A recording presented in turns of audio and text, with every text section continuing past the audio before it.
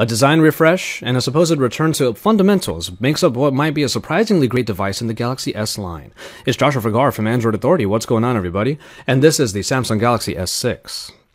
The latest in the Galaxy S line has quite a few issues to address, and it all starts in design. Okay, let's get it out of the way before we move on. Yes, there are some obvious design influences here, but there is just enough in the Galaxy S6 to reassure the user that it is still a Samsung device through and through. Samsung learned from the Galaxy Note 4 and the Alpha phones after it that a metal construction is definitely the way to go, though the dual glass panels still feel quite like the departure from what we expected to be a pretty plastic device in previous iterations. The metal rim has a subtle taper to its edges, influenced by the frame of the Galaxy Note 4, and the various colors of this phone benefit from a translucence that gives the colors a bit more character than just being plainly on the device. Samsung's iconic button layout returns as well, bringing the tactile home button up front, flanked by the recent apps and back capacitive keys. And the fingerprint scanner on the power button is now a press version rather than the swipe editions from before. The charging port and the headphone jack are on the bottom together now, with the speaker grill that has been brought away from the back this time. Move around to the back, and you'll notice that there is nothing to remove. All you really get is a camera optic package that protrudes out quite a bit, which might not be great for people who slide their phones on tables, for example. But no, there is definitely no removable backing, as this unibody design also makes it expandable storage and replaceable batteries no longer an option.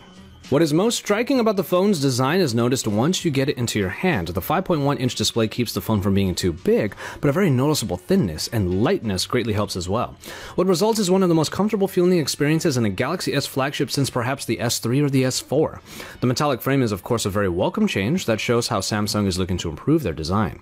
For many users, this might be the first great-looking Samsung device since their older Pebble design was first introduced in the S3. And I'm inclined to agree, as the design choices in the S6 are not only striking, but ergonomically sound in a way that has come as a bit of a surprise.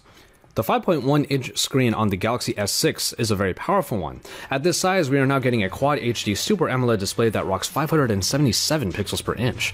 All that pixel density is sure to make media consumption quite great, backed by the highly colorful AMOLED display that we've come to expect from Samsung. Handling the screen is still the highlight here, as the minimalistic body of the S6 helps alleviate hand gymnastics on the already pretty accessible 5.1-inch panel. Thus far, we're happy with what we see in the Galaxy S6 display, but the benefits of the Quad HD resolution on a display that is less than even 6 inches is still up for debate, of course. In hardware, I already mentioned that there is no removable backing and thus no access to the battery or expandable storage. These are choices that are going to be hotly debated in this new flagship, and though the unibody design makes these choices unavoidable, we feel the lack of these two features will be sorely missed. And the 2550 mAh battery, despite benefiting from fast charging capabilities, might be a little small for people's tastes. And in performance, we start with a bit of precedence by Samsung. Globally now, the Galaxy S6 will now only sport their in-house made Exynos processors. Samsung has proved their prowess before in the processor department, but enhancements to the 64-bit processing package hope to bring the S6 into the next generation, and thus far, we definitely feel the power at work. In a time when scrutiny in user interface experience is at its all-time highest, paying acute attention to the updated TouchWiz is something we could not help doing. And in this somewhat dialed-back Lollipop version of TouchWiz, we're quite surprised at how well it was able to get through its elements despite all of the features that may have returned or were added to the experience. TouchWiz is still feature-packed, but what struck me about my short time with the Galaxy S6 is that I actually don't really remember either accidentally triggering certain features like multi-window or getting annoyed by the sheer amount of elements trying to get me to notice them. A dialed-back TouchWiz, though it is still a bit too colorful like before, actually seems to be what we're getting here. Transitions in and out of applications, messing with the recent app screen, and especially the ability to bring up the camera in fractions of a second with just a double tap of the home button all show just how fast this version of TouchWiz is.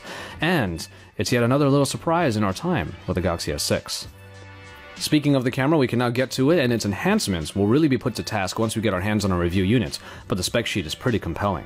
A 16-megapixel rear-facing camera is now backed by a 5-megapixel front-facing camera, and both benefit from a quite low f1.9 aperture for good low-light performance. Auto Live HDR is also found on both cameras, so getting compelling pictures from the Smart OIS-powered rear camera or the occasional self-portrait from the front should yield some high-quality shots. We don't have any picture examples to show you just yet, but we will definitely be looking at picture quality when we have a chance to. That said, the interface is pretty simple to get around this time, with the mode selector easily showing you different ways you can use the optics. My personal favorite, and what I will be using quite often, is the full manual mode that includes manual focus. A much better alternative to the selective focus mode in my opinion. But a bit like the TouchWiz interface in general this time around, the camera interface shows buttons for what is essential for easy access, and then gets out of the way until the user activates the extras. And that's a step in the right direction. And so, there you have it, the first look at the Samsung Galaxy S6. We came to Samsung not knowing quite what to expect and left honestly a bit surprised at what we held and experienced. And you know what? That's a pretty good thing. It seems Samsung is making the main steps in the right direction in design, performance, and in the camera, but it remains a bummer that crucial parts of the hardware experience had to be sacrificed in order to make those enhancements happen. We won't know if the full experience is all it's cracked up to be until we get our hands on a full review unit, and the surprising part is that we can't wait to get to do that in the coming weeks. Keep it tuned to Android Authority for all of the best coverage here as we report to you live from the Mobile World Congress 2015 in Barcelona, Spain.